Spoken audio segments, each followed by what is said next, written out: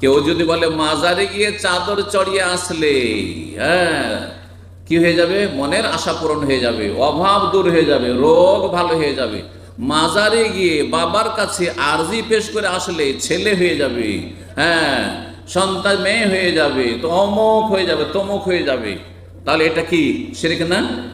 আল্লাহর কাজ আল্লাহর জন্য খাস রাখবেন, আল্লাহর কাজে কাউকে শরীক করবেন, সামান্য কোনো শরীক নেই। আর নবীও যদি শরীক থাকতেন তো নবীর ছেলেগুলো মরতো না। নবীও যদি আল্লাহর কাজে শরীক থাকতেন তো নবীর ছেলেগুলো বাল্য জীবনে মরে যেত না। কেউ চায় আমার ক্ষমতা আছে, আমার ছেলে মেয়েদেরকে রাখতে পারবো সুখে, আর আমি মরতে দেবে? কেউ দেবে না। তো নবী সাল্লাল্লাহু আলাইহি সাল্লাম আল্লাহর কুদরত, আল্লাহর কাজের সামনে অসহায়, যার ফলে ছোট ছোট কচি কচি বাচ্চা মায়ের দুধ খাচ্ছে, দুনিয়া থেকে বিদায়, বড় আশা করে শেষ ইব্রাহিম হয়তো বাঁচবে, সেটাও বিদায় হয়ে গেল।